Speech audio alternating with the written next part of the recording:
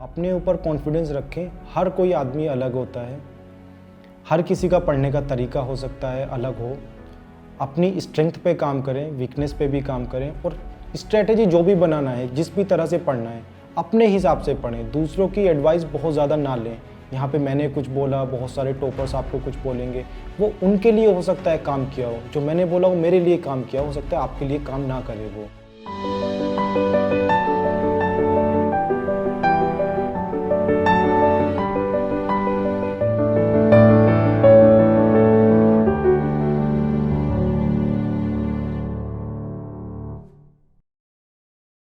सफर में धूप तो होगी, जो चल सको तो चलो।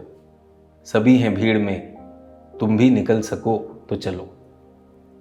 आज ऐसे ही एक सफर की बात हम करने वाले हैं। आज हमारे साथ एक ऐसी शख्सियत हैं जिन्होंने एक लंबा सफर तय किया है और अपने को भीड़ से अलग किया है। Hi, welcome to chamomile tea with toppers. I am Sachin Arora और मेरे साथ हैं Yaksh Chaudhary, civil services exam में all India rank 6। Hi Yaksh, welcome to chamomile tea with toppers. Thank you sir. बहुत अच्छा लगा और हमारे दर्शक सुनना चाहेंगे आपके सफ़र के बारे में। तो मेरा पहला प्रश्न ये है कि ये सफ़र की शुरुआत कहाँ से हुई? This idea of civil services, where did it start? जब मैं कॉलेज में था तो मैं कॉलेज में काफ़ी सारी सोशल एक्टिविटीज़ में इन्वॉल्व था वहाँ पे। जैसे कि वहाँ पे एक यूथ एम्पावरमेंट क्लब होता था, उसका मैं सेक्रेटरी था, जो समाज से जुड़े हुए काफ़ी सारे काम करते थे। वहाँ से थोड़ा सा इंस्पिरेशन मिला। और जैसे मेरा जो रूरल बैकग्राउंड है, वहाँ से मैंने एडमिनिस्ट्रेशन को बड़ा नज़दीक से देखा है, काफ़ी इंटरेक्शन किया है। उसके बाद जब कॉलेज में पहुँचे तब एक करियर हमको चूज़ करना था कि मेरे ग्रेजुएशन का जो सब्जेक्ट उसमें जाना है, आईटी में जाना है या कोई और करियर में जाना है। उस टाइम पे मुझे लगा कि जैसे मैंने बताया सोशल एक्टिविटीज़ में मैं इन्वॉल्व था, मुझे वहाँ पे लगा कि सिविल सर्विसेज मुझे वो अपॉर्चुनिटी प्रोवाइड कर सकता है जहाँ पे कि मैं समाज से जुड़े हुए कार्यों में लिप्त हो सकता हूँ, समाज में कुछ अपना कंट्रीब्यूशन दे सकता हूँ और ऐसे चेंजेस लाने में अपना योगदान दे सकता हूँ जो ग्रास रूट लेवल पे इम्पैक्ट डालते हैं। वहाँ से मैंने अपनी तैयारी शुरू की। बेसिक न्यूज़पेपर पढ़ा, छोटी जो NCERTs वगैरह आती हैं वो थोड़ा थोड़ा पढ़ना शुरू किया। कॉलेज के बाद मैंने 2018 में एकदम फुल फ्लेज तैयारी शुरू किया अपना, सीरियसली पूरा एक ही तरफ फोकस करके। 2019 में मैंने पहला अटेम्प्ट दिया मेरा, जिसमें प्रीलिम्स में फेल हो गया, और ये मेरा तीसरा अटेम्प्ट था 2021 वाला, और इसमें मेरा रैंक आया है। तो बेसिकली मेरा मोटिवेशन यहाँ से था। अच्छा, तो मतलब you saw the life of an administrator, वो भी आपने देखा कि क्या इम्पैक्ट होता है, और फिर आपने देखा यही करियर बनाया जाए तो कितना अच्छा है। बट इसमें जैसे आपने कहा कि आपने अटेम्प्ट्स दिए और आप पास नहीं हो रहे थे स्टार्टिंग में, तो ये पूछना चाहूँगा कि इज़ देयर एनी रिक्वायरमेंट कि कौन सिविल सर्विसेज की तैयारी करें? क्योंकि बहुत से लोगों को लगता है इसके लिए बहुत पढ़ना पड़ता है। तो क्या आप बहुत मेधावी छात्र थे और पढ़ाई को लेकर क्या था, and what is this exam about?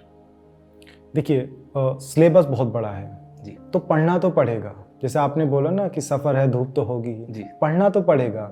और मैं मेरा पर्सनली बताऊं तो मैं पहले से एक ब्राइट स्टूडेंट था, बट मेरा ओपिनियन, जितना मेरा एक्सपीरियंस है सिविल सर्विसेज को या इस एग्ज़ाम को लेके, वो ये है कि अगर सही तरीके से पढ़ा जाए, सही डायरेक्शन में पढ़ा जाए, डेडिकेशन कमिटमेंट के साथ पढ़ा जाए, तो एवरेज स्टूडेंट हो या ब्राइट स्टूडेंट हो, कोई भी इस एग्ज़ाम को क्लियर कर सकता है, प्रोवाइडेड कि जो ज़रूरतें हैं एग्ज़ाम की, जो डिमांड्स हैं, उनको फुलफ़िल कर दिया जाए, तो कोई भी एग्ज़ाम को क्लियर कर सकता है। चलिए, तो बहुत ही मतलब इनकरेजिंग बात आपने कही कि कोई भी कर सकता है।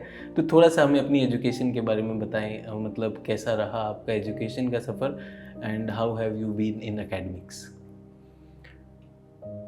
मैंने मेरा जो स्कूलिंग थी वो अमरोहा से किया। अच्छा। वहाँ पे एक स्कूल है, प्राइवेट स्कूल है, SS अकेडमी करके, उत्तर प्रदेश बोर्ड का, वहाँ से मैंने किया। 8th क्लास तक मैं टोटल हिंदी मीडियम में था। अच्छा। 9th to 12th मैंने इंग्लिश मीडियम में पढ़ा। इंग्लिश मीडियम स्कूल था उत्तर प्रदेश बोर्ड का।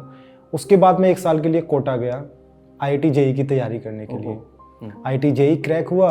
उसके बाद IIT गुवाहाटी से मैंने मेरा सिविल इंजीनियरिंग में BTech किया। उसके बाद मैंने यहाँ पे प्रिपरेशन किया। अब जैसे आपने पूछा कि मैं किस तरह का स्टूडेंट था, मेरा एकेडमिक्स पहले से ही अच्छा था। 10th में अच्छे मार्क्स थे, 12th में कम हो गए थे, 80% पहुँच गया था, 81%। जी। उसके बाद जब ग्रेजुएशन में गए, वहाँ पे भी मैंने अच्छा परफॉर्म किया। मेरा 8.6 CPI है, जो एक अच्छा माना जाता है। जी। उसके बाद मैंने इधर तैयारी शुरू किया। रिजल्ट शुरू में मिल रहे थे, अभी तक भी मिल रहे थे, बीच बीच में कभी कभी फेलियर्स भी मिले सिविल सर्विसेज में। ये मेरा एजुकेशन बैकग्राउंड रहा। तो इसमें आपने अपने 81 को थोड़ा कम बताया, लेकिन मेरे ख्याल से यूपी बोर्ड के जो नंबर मिलते हैं उसमें 81 बहुत अच्छा स्कोर है। और इसमें एक चीज़ मुझे बहुत इंटरेस्टिंग एक बात आई कि मैं देख रहा हूँ इस परीक्षा में हिंदी माध्यम के जो छात्र हैं वो कहीं पे थोड़ी एक चुनौती फेस कर रहे हैं, थोड़ा रिजल्ट में भी उन्हें लगता है कि बहुत ज़्यादा उनकी प्रेजेंस नहीं है। तो आप एक हिंदी बैकग्राउंड से आए और फिर आपने अंग्रेज़ी में एक ट्रांजिशन भी किया, you switched over to English. So how easy was it? And people with Hindi medium, should they lose any confidence because of this? देखिए, अगर मेरा एक्सपीरियंस में देखूं तो चुनौतियाँ तो थी। जब 8th क्लास से मैं 9th क्लास में गया जी, तो बहुत ज़्यादा दिक्कत हुई।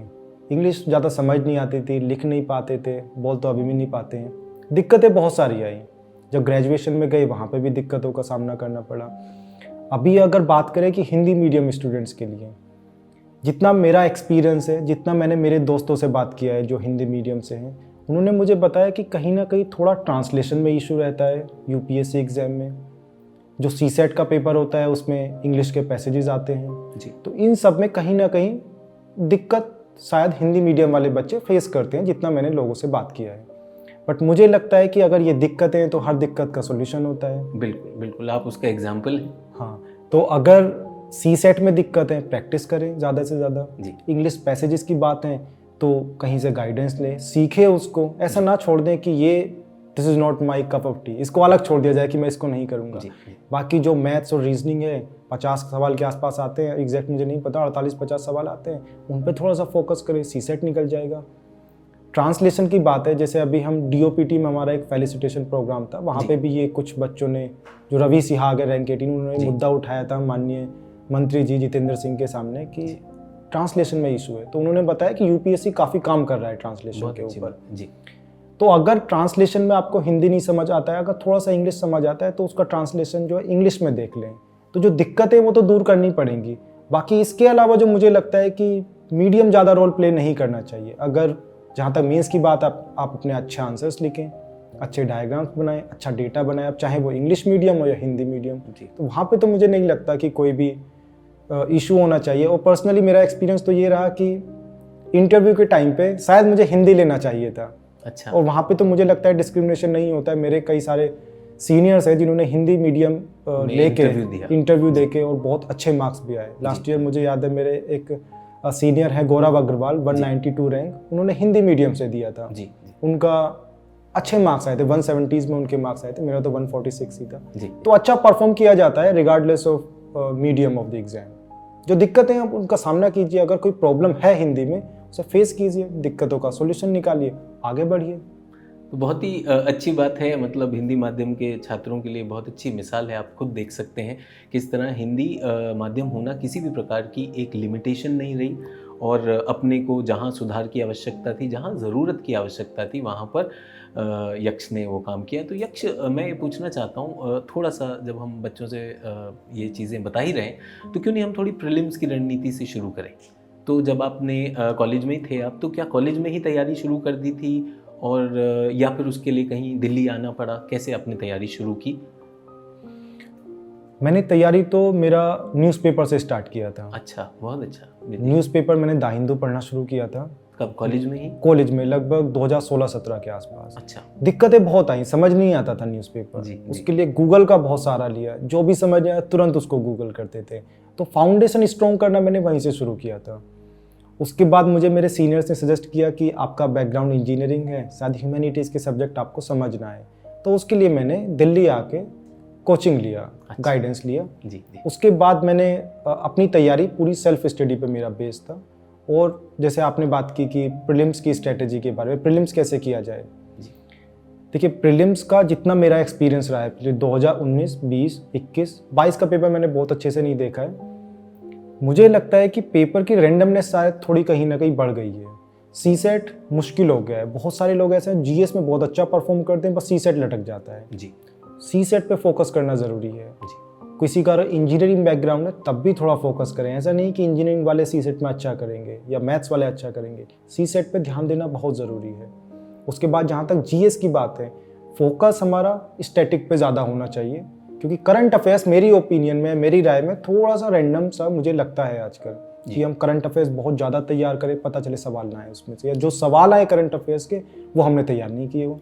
बट स्टैटिक जो है वो सेम ही आना है, वही स्टैंडर्ड बुक्स हैं। जैसे इकोनॉमी और पॉलिटी से सवाल आते हैं, 50-60 नंबर उससे बन जाएंगे, जितने भी बने 50, 40, 50, 60, उसके बाद 100 नंबर तक गाड़ी पहुंचाना है तो थोड़ा और तैयारी कर ले, हिस्ट्री प्रिपेयर करें, एनवायरनमेंट प्रिपेयर करें। अगर स्टैटिक को अच्छे से किया जाए 100 नंबर लाए जा सकते हैं। अब ऐसा नहीं है कि करंट अफेयर्स को बिल्कुल इग्नोर कर दिया जाए, उस पर भी ध्यान दिया जाए, न्यूज़पेपर पढ़ा जाए अच्छे से, जहाँ से भी करंट अफेयर्स कुछ भी प्रिपेयर करना है उसको प्रिपेयर करा जाए, फोकस स्टैटिक पे ज़्यादा रखा जाए। अभी के हिसाब से आगे पेपर कैसा आएगा वो किसी को नहीं पता, क्या पता अगली बार पूरा करंट अफेयर्स पूछ ले, बट जैसा पिछले 3 साल का रहा है पैटर्न, स्टैटिक पे ज़्यादा फोकस किया जाए, चीज़ों को समझने पे फोकस किया जाए, क्योंकि क्वेश्चंस काफ़ी कंसेप्चुअल भी आने लगे हैं प्रीलिम्स पे। और PYQs को बहुत अच्छे से किया जाए, उसको समझना बहुत ज़रूरी। कहीं ना कहीं ये गलती मैंने किया है कि PYQs को अच्छे से ना एनालाइज करना, उसका जो आंसर्स के पैटर्न है उसको देखा जाए, यूपीएससी कहाँ पे बच्चों को फंसाना चाहता है, किस तरह के सवाल आ रहे हैं, कौन सी चीज़ें ज़्यादा इंपॉर्टेंट है, उन सब चीज़ों पर ज़्यादा फोकस किया जाए। तो अगर तैयारी एकदम ठीक तरह से की जाए प्रीलिम्स की, तो जो रैंडमनेस या अनसर्टिनिटी है उसको कहीं ना कहीं कम किया जा सकता है। जी, तो for the benefit for our English listeners, 3 things जो मैं समराइज करना चाहूँगा जो अभी यक्ष ने कही। Do not put all the eggs in the same basket, make sure you do not ignore CSAT, तो CSAT पे ध्यान दें। दूसरा चीज़ यक्ष ने कहा कि look at the static part, current part will come definitely, there is a lot of randomness in the last 3 years as per him, but you should make sure that you are doing the static part also of the GS. And third thing he says is there is a lot of conceptual clarity that is needed, don't just mechanically mug up. तो यक्ष thank you, ये 3 बहुत ही कीमती चीज़ें आपने बताई। तो एक बिगनर के साथ यक्ष मुझे एक समस्या जो वो फेस करते हैं is a problem of plenty. इतना इन्फॉर्मेशन, इतनी जानकारी है और उसमें से कैसे उसको स्ट्रीमलाइन किया जाए, उस फनल को किस तरह से थोड़ा छोटा किया जाए। तो आपने जैसे कॉलेज से ही करंट अफेयर्स पे भी नज़र रखी और फिर आपने स्टैटिक में भी किया, so how can we discipline ourselves and we are not lost in that content? देखिए, आजकल मार्केट में इतना ज़्यादा कंटेंट है जी, इतने सारे एजुकेटर्स ऑनलाइन है, यूट्यूब पे इतना सारा कंटेंट है, सारी कोचिंग का मटेरियल आपको मिलता है, बिल्कुल। एक तरह से एक समंदर है। अगर यहाँ पे हम चीज़ों को कंसाइज ना करें तो हम उस समंदर में खो के रह जाएंगे। यूपीएससी तो बहुत पीछे छूट जाएगा, हम शायद तैर ही ना पाए समंदर में। जी जी, तो कंसाइज तो करना पड़ेगा जी। यहाँ पे। आप अपनी थोड़ी सी अगर उसमें कि how did you manage it, अगर वो कर पाए, चाहे उसमें अगर आपको कोचिंग ने भी कोई सहायता दी हो तो वैसे बता दें जैसा। देखिए, सबसे पहली जो चीज़ है ना, जो हम फर्स्ट अटेम्प्ट में बहुत कन्फ्यूजन रहता था कि यार जो हम पढ़ रहे हैं क्या वो सही भी है कि नहीं है।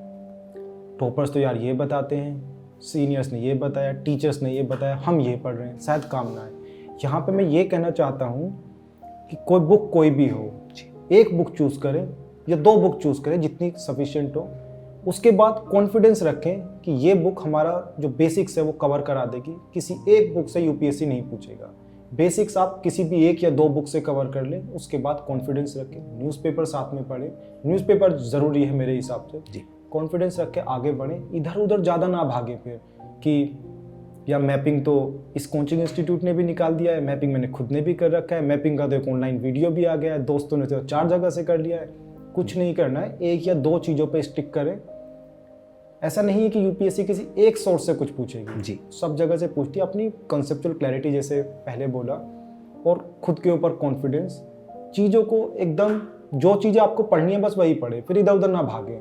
अभी जैसे एग्जाम हुआ है, टॉपर स्टॉक्स आएंगे, सब लोग अपना अपना अलग अलग मटेरियल बनाएंगे, जो बच्चे पढ़ रहे हैं वो कंफ्यूज हो जाएंगे, यार इसने तो ये बताया, इसने ये बताया, इसने ये बताया। बिल्कुल भाई, जो पढ़ रहे हो वही पढ़ो, कॉन्फिडेंस रखो।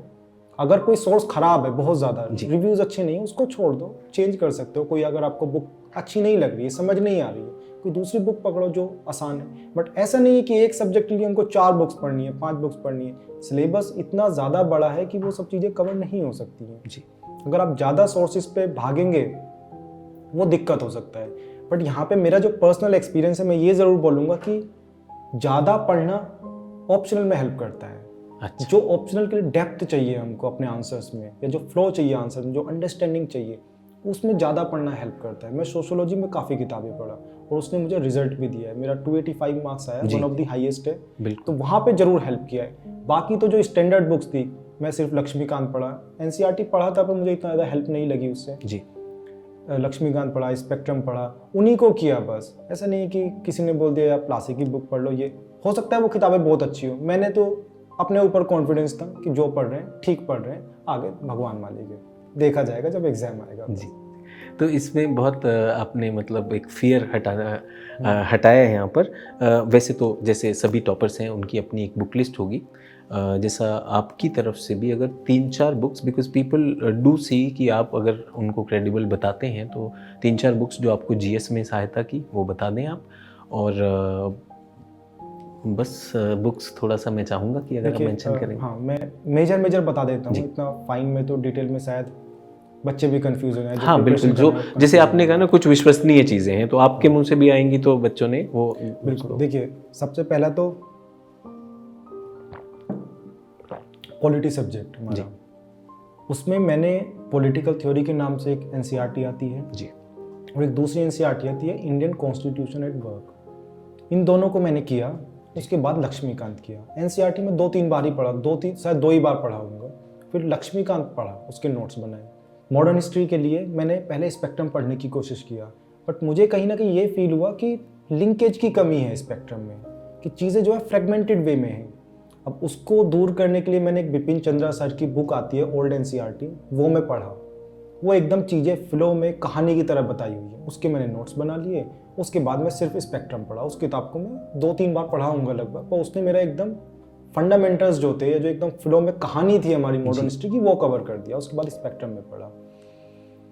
इकोनॉमी के लिए मुनाल सर का हैंड आउट आता है, उस पर मैं कम्प्लीटली रिलाइट था, मुझे लगता है कि one of the best content है जी।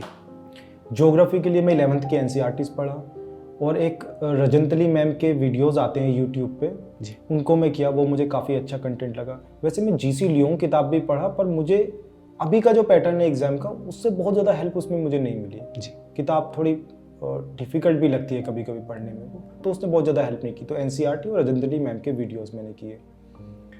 जहाँ तक बात एनवायरनमेंट की है, वहाँ पे मैंने एक बुक आती है शंकर की, वो मैंने किया, सिर्फ वही किया। वैसे तो आजकल और बहुत सारे रिसोर्सेज आने लगे, जैसे मैंने पहले बोला कि कंसाइज करना है, जो पढ़ना है उस पर कॉन्फिडेंस रखें जी। तो मैं शंकर किया वहाँ से। न्यूज़पेपर में डेली किया। न्यूज़पेपर से बहुत सारी चीज़ें कवर हो जाती है, स्टैटिक होता है, करंट होता है, बहुत सारा कुछ कवर हो जाता है।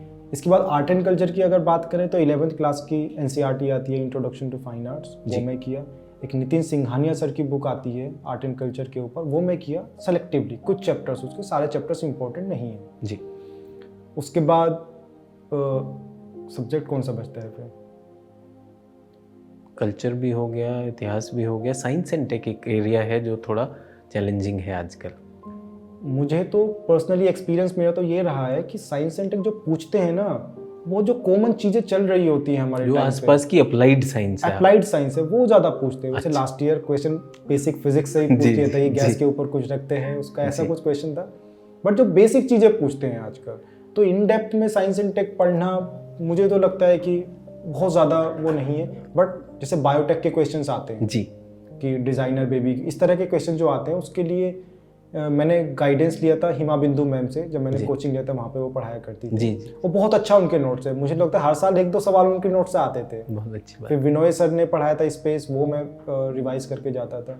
उसके बाद साइंस एंड टेक जो मेरा पूरा अंडरस्टैंडिंग था वो न्यूज़पेपर से बना था जी। न्यूज़पेपर बहुत ज़रूरी है साइंस एंड टेक के लिए, तो ये मेजर सोर्सेस हैं। अच्छा, तो ये बहुत thank you for giving us a very, मतलब योर, आपका जिसमें आपका विश्वास था वो चीज़ों को आपने बताया, बुक्स को। Everyone can not make all subjects as their strength, तो हमें किस तरह से सब्जेक्ट्स में अपनी एनर्जी देनी चाहिए? Should we try to master all of them, या कुछ जैसे ह्यूमैनिटीज़ के स्टूडेंट हैं उन्हें साइंस बहुत परेशान करती है, साइंस वालों को कुछ एरियाज ऐसे हो सकते हैं जो उनकी नेचर के ना हो। So what was your strategy in this? Were you good at all subjects और डिड यू चूज? देखिए, मैंने तो सारे सब्जेक्ट्स को इक्वल इंटरेस्ट के साथ पढ़ा था, सबको इक्वल समय दिया था, इक्वल एनर्जी दिया था। हमको यहाँ पे ये समझना पड़ेगा कि अगर यूपीएससी कोई सवाल पूछती है, सपोज प्रीलिम्स में सवाल पूछे, आप एक सब्जेक्ट छोड़ के चले गए साइंस एंड टेक, 2 सवाल उससे पूछ लिए, आप कट ऑफ से 2 सवाल पीछे रह गए, जी बिल्कुल। सिलेक्शन नहीं होगा। मेंस में साइंस एंड टेक छोड़ के गए, पता चले 1 या 2 क्वेश्चन आ गए। आर्ट एंड कल्चर बहुत लोगों को पसंद नहीं आता है, पिछली बार जब मैं 2020 में दिया 3-4 सवाल आर्ट एंड कल्चर से पूछ लिए। आपको पॉलिटी समझ नहीं आता, पॉलिटी के सवाल, अगर आप कहीं पे भी पीछे रहते हैं तो आप लिस्ट में बहुत पीछे चले जाएंगे। आपका सपना आईएएस बनने का होगा, पता चले आपको कोई और सर्विस मिलेगा। किसी भी चीज़ को छोड़ना अफोर्डेबल नहीं है। ये कहीं कहीं पे मैं भी गलती किया, जैसे मैं एंशिएंट और मीडिवल पे फोकस नहीं किया, मैं वर्ल्ड हिस्ट्री छोड़ के गया। मैं लकी था क्योंकि वर्ल्ड हिस्ट्री सवाल नहीं आया पिछले दोनों मेंस में, एक सवाल आया था इस बार, बहुत ईजी था जी। और मैं ये भी लकी था कि एंशिएंट और मीडिवल के जो सवाल आए उनको ना करते हुए मेरा प्रीलिम्स हो गया था। बट ये छोड़ना बहुत बड़ा ब्लंडर है, ये कभी कभी अफोर्डेबल नहीं होता है, तो कोई से भी सब्जेक्ट को छोड़ के ना जाया जाए। बेयर मिनिमम कवर कर लिया जाए। अगर किसी को साइंस एंड टेक नहीं पसंद आता है, बेयर मिनिमम कर लो जी। करना तो पड़ेगा। तो फिर जो बेसिक सवाल आएंगे एटलीस्ट वो नहीं छूटनी चाहिए। अगर किसी को ज्योग्राफी समझ नहीं आता है, बिना ज्योग्राफी के तो सिलेक्शन नहीं होगा। कोई भी सब्जेक्ट छोड़ तो नहीं सकते हैं। अगर कुछ किसी को मुश्किल लगता है तो बेयर मिनिमम एटलीस्ट उसके जो बेसिक कंसेप्ट है उसको जरूर करके जाएं। जी। So if I may summarise for all others कि भाई टाइम नहीं है that you leave certain things, so don't leave things, maybe they are not your strength but don't go with a weakness. So thank you Yaksh कि सब चीज़ों को हम अच्छे से we can give some focus और करना चाहिए। यक्ष इसमें थोड़ा सा शेयर करें about note making and testing. How much did you do for prelims? देखिए मैं जो नोट मेकिंग करता था ऑलमोस्ट सारी चीज़ों के मैंने नोट्स बनाए थे। अच्छा। भले से वो यूज़फुल हो कि ना हो वो जजमेंट लेना अभी के टाइम पे मुश्किल है, ओके। पर नोट्स बनाने के फ़ायदे बता देता हूँ। जी बिल्कुल।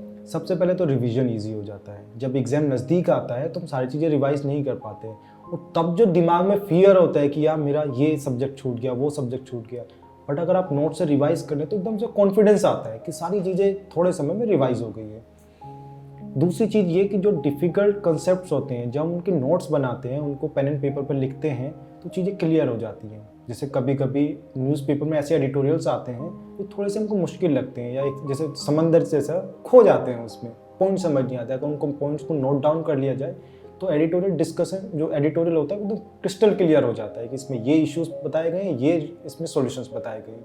नोट मेकिंग इस हिसाब से भी बहुत ज़्यादा हेल्पफुल है। अभी बात जैसे प्रीलिम्स की चल रही है, मैंने तो सारे नोट्स प्रीलिम्स स्पेसिफिक ही बनाए थे एक्सेप्ट मेंस ऑप्शनल। उसके बाद शॉर्ट में नोट्स बनाए, नोट्स को भी हाईलाइट कर लिया बाद में जो इंपॉर्टेंट चीज़ें थी, बिल्कुल, और उन्हीं को बार बार रिवाइज किया। बट यहाँ पे मैं ये ज़रूर बोलना चाहता हूँ कि नोट्स बहुत बल्कि ना बनाएं। बल्कि नोट्स बनते हैं वो रिवाइज नहीं हो पाते हैं। मैंने ये गलती किया करंट अफेयर्स में। अच्छा। नोट्स इतने बल्कि थे कि वो रिवाइज ही नहीं हो पाते थे। रिवाइज मतलब नोट्स रिवाइजेबल होने चाहिए, वो छोटे नोट्स होने चाहिए, कंसाइज होने चाहिए। तो क्या चीज़ लिखते हैं आप, मतलब कंसाइज में? What were you writing, what were the areas? जी। जैसे प्रीलिम्स की अगर हम बात करें तो मॉडर्न हिस्ट्री है, उसमें मैं कैसे नोट्स बनाता था कि जैसे ऑर्गेनाइजेशन है कि किस ऑर्गेनाइजेशन जो किसने बनाया था, कौन उसका फाउंडर था, किस ईयर में बनाया था। की पॉइंट्स अगर जैसे एक्ट्स होते हैं वहाँ पे कि 1973 एक्ट है, 1935 एक्ट है, उसके पास बेसिक 3-4 पॉइंट्स जो थे उसके कि डायरकी इंट्रोड्यूस हुआ, यहाँ पे इलेक्शन आए, इस तरह की बेसिक चीज़ें एकदम जैसे देसाई लियाकत पैक्ट है, उसको 2 पॉइंट शॉर्ट में लिख दिए, लास्ट में एकदम से रिवाइज हो जाता था। बिल्कुल। और वो चीज़ तो मेंस में भी काम कर दी। जब आप ये चीज़ें रिवाइज करते हैं तो फॉर्डर पॉइंट्स तैयार हो जाते हैं मेंस। ये रिसोर्स है, आगे भी मेंस में काम आएगा ही। मैं तो उन्हीं को रिवाइज करता था जो मेरे प्रीलिम्स के नोट्स होते थे। या जैसे अगर लक्ष्मीकांत की बात करें तो जैसे नोट्स अगर बनाए जाएं, जैसे इमरजेंसी वाला प्रोविजंस होते हैं, उसके बेसिक शॉर्ट में बना लिया जाए, कौन सा आर्टिकल में आता है, क्या बेसिक प्रिंसिपल, ऐसे कि 6 मंथ तक वैलिड, बस ऐसा लिख लेता था शॉर्ट में एकदम, और वो नोट्स बाद में बहुत काम आते थे। टेस्टिंग के बारे में, आपने कितनी टेस्टिंग की प्रीलिम्स के लिए? क्या टेस्ट सीरीज कोई ज्वाइन की या खुद से टेस्ट करते थे? कब से शुरू किया? देखिए टेस्ट सीरीज़ जो मैं प्रीलिम्स के लिया वो अपने जब मेरा पहला अटेम्प्ट था 2019 में, तो मैं काफ़ी टेस्ट लिखा। मुझे लगता है कि शायद 40 के ऊपर ही होगा नंबर ऑफ टेस्ट जी। पर दूसरे अटेम्प्ट में मुझे ऐसा फील हुआ कि यार ये मुझे हेल्प नहीं कर रहा है। अच्छा। तो मैं लगभग 10-15 टेस्ट में दिया था और तब मेरा प्रीलिम्स हुआ था। तीसरे अटेम्प्ट में क्योंकि मेरा इंटरव्यू बहुत लेट था तो मैं बहुत कम नंबर ऑफ टेस्ट, गैप नहीं मिला, 2-3, हाँ गैप नहीं था उसमें, या तो रिवाइज ही कर लो या टेस्ट ही दे लो। तो मैंने रिवाइज करने पर ज़्यादा फोकस किया। बट मुझे ऐसा लगता है, जैसे मैंने आपको बताया ना, तीसरे अटेम्प्ट में मैंने कम टेस्ट दिए, उसका मुझे हर जाना भी भुगतना पड़ा वहाँ पे। अच्छा। टाइम मैनेज नहीं कर पाया था मैं। पॉलिटी के क्वेश्चंस इजी थे, मेरे सेट में लास्ट में थे, क्योंकि लास्ट तक पहुँचते पहुँचते समय नहीं था, क्वेश्चन बहुत सारे गलत हो इजी गए, छूटने वाले हो गए। बिल्कुल। तो ये टेस्टिंग बड़ा ज़रूरी है। टेस्टिंग बोले तो प्रैक्टिस, पेपर देना कैसे है वहाँ पे, ये बहुत ज़्यादा ज़रूरी चीज़ है। अब ये किसी के लिए हो सकता है कोई 20 टेस्ट में अच्छा कर पाए, किसी को हो सकता है 40 टेस्ट दे, अभी तो इंडिविजुअल के ऊपर डिपेंड करता है किसको कौन कितना सीख पा रहा है और कौन कितना क्या बोलते हैं कितने टेस्ट देने का उसके पास समय है। बट मैं ये ज़रूर बोलना चाहूँगा कि ये बहुत ज़्यादा ज़रूरी चीज़ है टेस्ट देना। जो प्रीलिम्स का मोड एक्टिवेट होना चाहिए वो टेस्ट सीरीज से एक्टिवेट होता है।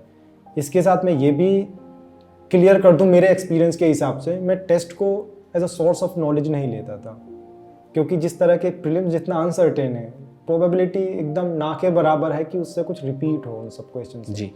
तो मैं अपनी गलती एनालाइज तो करता था उसमें से, बट मैं उसके नोट्स वगैरह नहीं बनाता था, क्योंकि मुझे ऐसा लगता था कि ये रिपीट तो होने वाला नहीं है, वही हमको सिर्फ प्रैक्टिस के तौर पे लेना चाहिए। बहुत सारे लोग इसमें डिफरेंट व्यूज रख सकते हैं, पर मेरा ये ओपिनियन है personal. So test is there to switch on your prelims mode, और उस टेस्ट को आप टेस्ट की दृष्टि से दें, उससे अटैच नहीं हो जाएं, objectively get your self evaluated. तो यक्ष बहुत अच्छा एक इनपुट दिया आपने। तो यक्ष, आपने कहा कि फर्स्ट अटेम्प्ट में आपने बहुत मेहनत की और आप 9 घंटे तक पढ़ते थे। तो मैंने तो सुना है कि लोग 12-12 घंटे पढ़ते हैं और सब फैमिली से सबसे आइसोलेट होकर करते हैं। तो मैं आपसे पूछना चाहता हूँ, आप effectively how many hours were you putting, and were you while preparation with the family और you kept yourself separate at some place? देखिए, पहली चीज़ तो जहाँ तक टाइम की बात है वो इंडिविजुअली डिफर करता है। कोई शायद 8 घंटा पढ़ ले, कोई 6 घंटा पढ़ ले, किसी का हो सकता है 4 घंटे पढ़ने में निकल जाए, ये तो इंडिविजुअली मैटर करता है। बट जो हमको ध्यान देना चाहिए वो नंबर ऑफ आवर्स से ज़्यादा अपनी प्रोडक्टिविटी पे फोकस करना चाहिए, कि हम उस समय में कितना समझे हैं चीज़ों को, आउटपुट कितना है।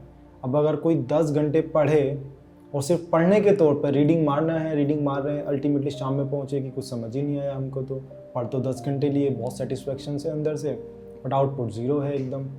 तो नंबर ऑफ़ आवर्स से ज़्यादा हमारा आउटपुट पे हमको ध्यान देना चाहिए। जहाँ तक बात है नंबर ऑफ़ आवर्स की, अब देखिए 12 घंटे, 14 घंटे, 16 घंटे, मुझे तो लगता है ह्यूमनली इम्पॉसिबल है कि आप डेडिकेटेड होकर एकदम फोकस के साथ इतने लंबे समय तक पढ़ पाएँ। मुझे तो कभी ऐसा पॉसिबल नहीं लगा कि मैं शायद 12 या 14 घंटे पढ़ पाऊँ। 8, 9 घंटे, 10 घंटे तक भी ठीक है, 10.5 घंटे तक भी ठीक है। उसके बाद फोकस गिरने लगता है, उसमें प्रोडक्टिविटी नहीं रहती है। उससे रादर देन उसके बाद सो जाओ यार, कुछ और कर लो, कोई काम, अगले दिन भी तो पढ़ना है। अब 12 घंटे एक दिन पढ़ लिए, पता चला अगले दिन इतना एग्जॉस्ट हो गए कि 6 घंटे पढ़े, उससे भी कोई फ़ायदा नहीं है। तो जितना भी पढ़ें कंसिस्टेंसी के साथ पढ़ें, आउटपुट पे ध्यान रखें बहुत ज़्यादा। तो अगर आप मेरे से पूछे मैं कितना पढ़ा, जैसे मैंने बताया कि पहले अटेम्प्ट में मैंने लगभग 8-9 घंटे, एवरेज भी मुझे लगता है 8, 8.5, 9 घंटे तक इतना आया होगा एवरेज भी। काफ़ी मैंने मेहनत किया था, अपना फाउंडेशन बहुत स्ट्रॉन्ग कर लिया था। जब फर्दर अटेम्प्ट्स आए, क्योंकि रिवाइज़ करनी थी चीज़ें, नया पढ़ने में तो बहुत मज़ा आता है, पर जब रिवाइज़ करनी थी चीज़ें तो वो नंबर ऑफ़ आवर्स कम हो गए। मुझे लगता है सेकंड और थर्ड अटेम्प्ट में मेरा फ्रैंकली 5-6 घंटे के आसपास, 6 घंटे अगर एवरेज रहा हो तो काफ़ी बड़ी बात है। मैं तो अपने नंबर ऑफ़ आवर्स में से नोट डाउन करके रखता था, अभी भी मैं देखता हूँ तो एवरेज उतना ही आता है, 5.5 होगा, 6 घंटे होगा, इतना। अब बात है जहाँ तक आइसोलेट करने की, पहला अटेम्प्ट में जब मैंने कोचिंग लिया था, मैं दिल्ली में था, 2019 वाला मैंने अटेम्प्ट दिल्ली में दिया। उसके बाद कोविड आ गया, अगले दोनों अटेम्प्ट कोविड में निकल गए, तो उस टाइम पे मैं घर पे था। तो जहाँ तक बात आइसोलेट करने की, अब ऐसा तो है नहीं कि अगर जैसे मम्मी पापा से बात करना, किसी दोस्त से बात करना, वो आपको डिस्ट्रैक्ट कर देता है। अगर डिस्ट्रैक्ट करता है तो छोड़ दीजिए, अगर किसी को सोशल मीडिया डिस्ट्रैक्ट करता है तो रहने दीजिए, मत यूज़ कीजिए।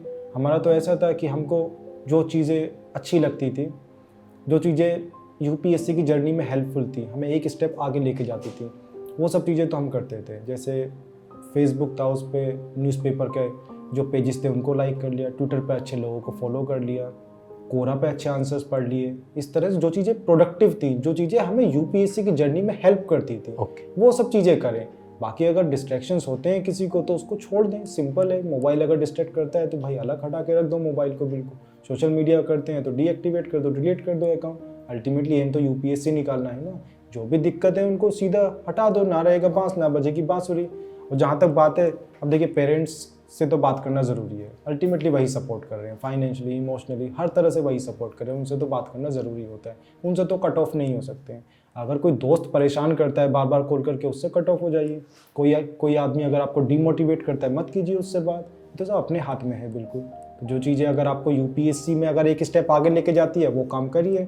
किसी से बात करना हो, कोई सोशल मीडिया हो, कुछ भी हो, जो चीज़ें आपको एक कदम पीछे लेके जाती है, उनको भाई दूर से ना हो, बस आप दूर रहिए उनसे, फ़ोन मत उठाइए, जो करना है वो कीजिए, जो भी करना है, जैसे जो भी करना है कीजिए।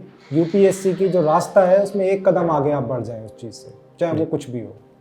तो बहुत ही मतलब एम्पावरिंग सा थॉट है कि आप अगर क्लियर हैं कि आप तैयारी कर रहे हैं तो ये सारे डिस्ट्रैक्शंस अपनी जगह पर हटाए जा सकते हैं। तो मुझे ये बताएं कि फिर ये जो मेंस की प्रिपरेशन हुई, तो इसके लिए एक ऑप्शनल सिलेक्ट करना था, तो ये ऑप्शनल किस स्टेज पे आपने सिलेक्ट किया and what you kept in mind while you were selecting an optional? आप इंजीनियर थे लेकिन आपने इंजीनियरिंग का सब्जेक्ट नहीं लिया। देखिए, मैंने पहले तो शुरू में पढ़ना शुरू कर दिया था बस। सोशियोलॉजी जो मैंने ऑप्शनल लिया 2018 में लिया। जब मैंने सीरियसली तैयारी शुरू की फुल टाइम सिर्फ यूपीएससी को देने के लिए, उस टाइम पे मैंने सोशियोलॉजी ऑप्शनल सेलेक्ट किया। अभी सोशियोलॉजी क्यों सेलेक्ट किया? क्योंकि यहाँ पे मैं थोड़ा दो चीज़ें बोलना चाहूँगा। पहला इंटरेस्ट है और दूसरा प्रैक्टिकलिटी है। जहाँ तक बात इंटरेस्ट की है, जब हम ऑप्शनल पढ़ते हैं, जैसे मैंने पहले ही बताया, मैंने बहुत मेहनत किया, बहुत सारी बुक्स पढ़ी, तो हमको ऑप्शनल को डेप्थ में पढ़ना है, बहुत सारी चीज़ें कवर करनी है, उस ऑप्शनल को बहुत लंबे समय तक भी पढ़ना है। हो सकता है किसी को ऑप्शनल कवर करने में 4 महीने लगे, 5 महीने लगे, 6 महीने लगे। लंबे समय तक पढ़ना है, डेप्थ में पढ़ना है, उसके लिए ज़रूरी है इंटरेस्ट। अगर इंटरेस्ट नहीं होगा तो ना तो डेप्थ में पढ़ पाएंगे, ना उसको समझ पाएंगे, और ना उसमें कंसिस्टेंसी हमारी आएगी। उसमें अगर कोई ऐसा ऑप्शन ले ले जिसमें उसे मज़ा नहीं आ रहा, 10-15 दिन बाद बोलेगा कि यार ये तो पढ़ा नहीं जा रहा, दूसरा ऑप्शन लेते हैं। इंटरेस्ट बहुत ज़्यादा ज़रूरी है। इंटरेस्ट के बिना ऑप्शनल करना थोड़ा क्या मैं तो बोलूँगा बहुत ज़्यादा मुश्किल है। और दूसरा होता है प्रैक्टिकलिटी। अगर मैं ऐसा नहीं बोल रहा कि सिविल इंजीनियरिंग ऑप्शनल ख़राब है, बहुत लोग बहुत अच्छा करते हैं सिविल इंजीनियरिंग में। पहली चीज़ तो मुझे बहुत ज़्यादा इंटरेस्ट था नहीं सिविल इंजीनियरिंग में। दूसरा ये सिलेबस सोशियोलॉजी का काफ़ी छोटा था, कंसाइज था, और सिलेबस बहुत प्रैक्टिकल था। सोशियोलॉजी का जब मैंने सिलेबस पढ़ा, इतना मज़ा आया मुझे पढ़ के, ये सब चीज़ें हम पढ़ने वाले, applied to real world. Applied to real world. अपनी जो भी हम आसपास चीज़ें देखते थे पहले, और वो जब हम सोशियोलॉजी में पढ़ते हैं, हमारा एक माइंडसेट चेंज हो जाता है बिल्कुल। जैसे रिलीजन को लेके अगर सोशियोलॉजी में कोई पढ़े रिलीजन को, या पॉलिटिक्स एंड सोसाइटी को पढ़े, इतना मज़ा आता है, इतना डेप्थ में चीज़ें पता चलती हैं, और अल्टीमेटली वो हमारे जीएस, एसए, उन सब में भी हेल्प करता है। तो प्रैक्टिकलिटी की बात करें तो सिलेबस कंसाइज है, मार्क्स भी अच्छे आते हैं, मज़ा आता है पढ़ने में, जीएस में भी हेल्प करता है। तो इंटरेस्ट प्लस प्रैक्टिकलिटी दोनों को मिला के, दोनों के संगम करके ये ऑप्शनल मैंने चूज़ किया था। अल्टीमेटली तो सीनियर से भी काफ़ी बात किया था, बताया था मुझे कि सोशियोलॉजी का अच्छा ऑप्शनल है, आप जा सकते हैं इसके बारे में। नहीं, तो आपने बहुत अच्छे से सोच के निर्णय लिया और उसके साथ खड़े भी रहे। प्रीलिम्स और मेंस की तैयारी में is there any fundamental difference और वाज इट मोर और लेस द सेम? देखिए, मेरे लिए तो सेम था। मैंने तो कभी ऐसा सेग्रीगेट करने की कोशिश नहीं की कि ये प्रीलिम्स का पार्ट है या ये मेंस का पार्ट है। मैं तो तैयारी, कोई बुक पढ़ रहा था तो उसको होलिस्टिकली तैयार करता था। ये नहीं सोचता था कि यार ये चीज़ प्रीलिम्स का है, ये चीज़ मेंस का है।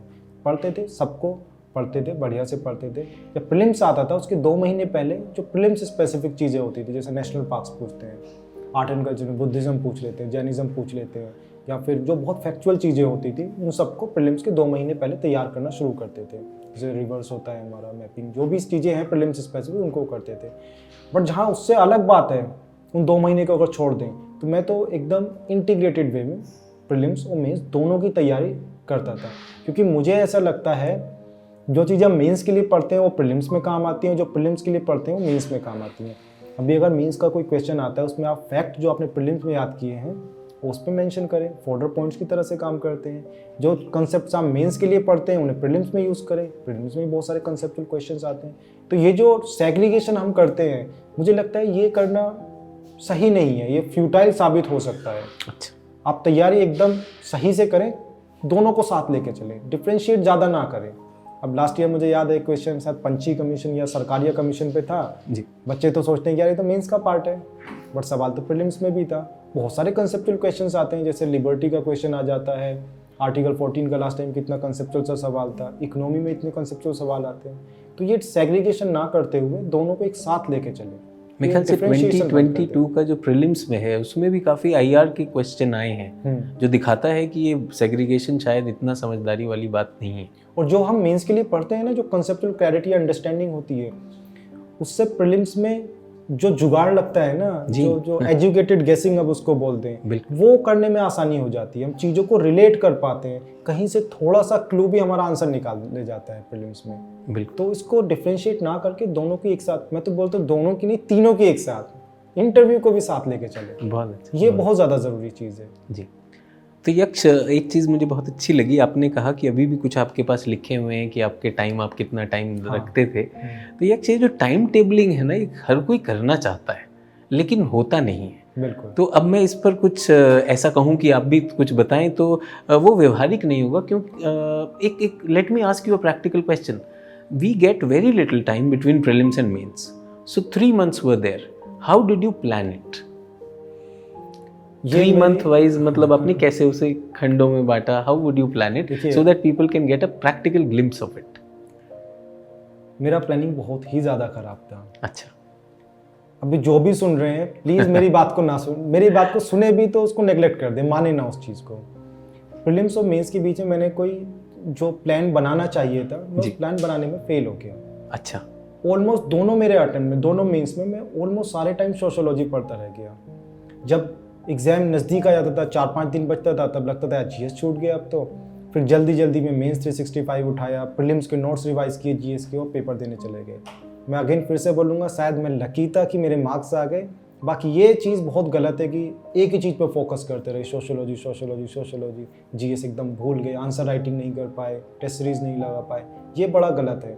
तो अगर मेरा तो ये एक्सपीरियंस है, अब एक्सपीरियंस से बता रहा हूँ कि मैंने जो गलतियाँ की हैं कि टाइम मैनेज करें, जीएस, ऑप्शनल, एथिक्स, ऐसे जो भी है सबको टाइम डिवोट करें, सारी चीज़ें इंपॉर्टेंट है। आंसर राइटिंग ज़रूर करें, अल्टीमेटली आंसर राइटिंग मैटर करती है वहाँ पे। पर्सनली जो मैंने किया वो मैंने आपको बताया, और जो करना चाहिए आइडियली वो भी, जो मेरे एक्सपीरियंस है, मैंने अपने दोस्तों को करते हुए देखा है जिन्होंने जो चीज़ें काम की है वो ये है। जी। चलिए, तो बहुत ही कैंडिडली, ऑनेस्टली यक्ष ने हमें बताया कि कई चीज़ें ऐसी थी जो यक्ष के लिए गलत भी रही, जो उनको लगता है कि गलत हो सकती थी। थैंकफुली बाय गॉड्स ग्रेस ऐसा कुछ नुकसान नहीं हुआ। तो यक्ष आप सबके हित में कहना चाहते हैं कि आप इस तरह से बहुत सी चीज़ें मिसमैनेज ना करें। यहाँ पे मैं एक चीज़ ऐड करना चाहूँगा आपको इंटरप्ट करके। ऐसा नहीं है नुकसान नहीं हुआ, लास्ट अटेम्प्ट जो मेरा सिलेक्शन रुका जी, वो इसी गलती की वजह से रुका। अच्छा। आपको एक बहुत फुलिश सी मिस्टेक किया मैंने, बहुत सिली मिस्टेक किया कि मेरा सोशियोलॉजी ऑप्शनल था, उसमें हमारे पार्ट बी आते हैं, या सेक्शन ए सेक्शन बी बोल लें। 2 क्वेश्चंस मैंडेटरी होते हैं, क्वेश्चन नंबर 1 और क्वेश्चन नंबर 5।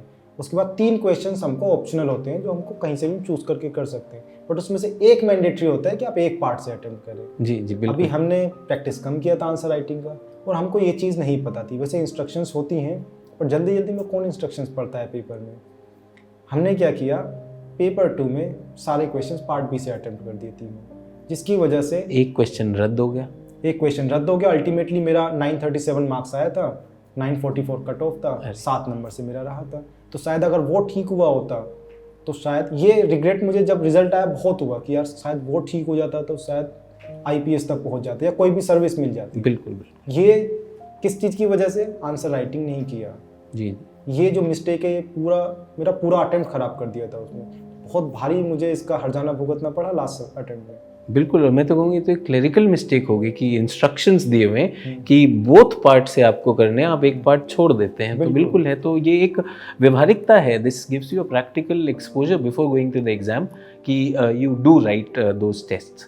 तो इसी में इफ़ आई कैन थोड़ा सा और मैं इसमें आपका वर्ल्ड स्टूडेंट्स तक लाना चाह रहा हूँ। I am insisting on this question कि जब आपकी तैयारी चली रही है तो last 7 days before the mains are very pressurising, कि भाई जैसे आपने कहा कि सोशियोलॉजी भी बांधना है, ऐसे भी बांधना है। तो how was that, last 7 days if you can share, how was the mindset, कैसा होता है फ्रॉम योर माइंडसेट, उन 7 दिन कैसे रहे? देखिए, सबसे पहले जो चीज़ दिमाग में आती है ना जी, कि यार एग्ज़ाम डिले हो जाए। सबसे पहले तो ये लगता है भाई कुछ डिले हो जाए, कोविड चल रहा है, सरकार को डिले कर देना चाहिए एग्जाम। बट अल्टीमेटली जब रिजल्ट आता है तो लगता है कि यार पेपर कभी भी हो जाता है, 1 महीने पहले भी होता है ना, तो कोई मैटर नहीं करता। ओके।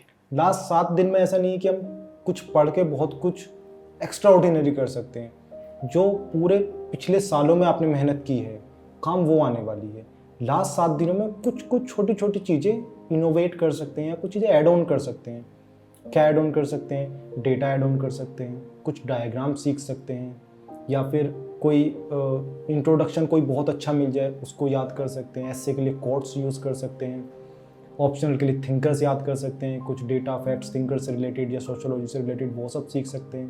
ये सब छोटी छोटी चीज़ें ही हम कर सकते हैं उस टाइम में। आप कोई सोचे कि आप पूरा मैं सब कुछ रिवाइज कर दूँ लास्ट के 7 दिनों में, तो ह्यूमनली वो मुझे पॉसिबल नहीं लगता है। अगर शॉर्ट नोट्स हो किसी के तो रिवाइज हो सकते हैं, बाकी लास्ट 7 दिन में अब अल्टीमेटली हमको क्या लगता है, ये बड़ी प्रैक्टिकल सी चीज़ है, सब लोगों के दिमाग में आता है कि यार मेरा ये सब्जेक्ट छूट गया, मेरा आर्ट एंड कल्चर रिवाइज नहीं हो पाया, मेरा सोशोलॉजी के थिंकर्स यार छूट गए, यार उसने तो इतना कर लिया और मेरा तो इतना रिवाइज हो। सबके दिमाग में आता है।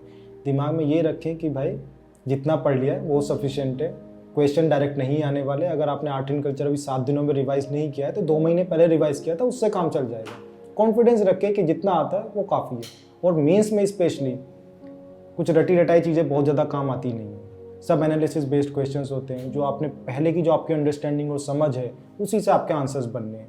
लास्ट टाइम में बस डेटा याद कर ले, थोड़े कोट वोट जो भी छोटी छोटी चीज़ें उनको कर ले, बस इतना ही करके जाएं, आराम से सोएं और काम माइंड से एकदम पेपर दें।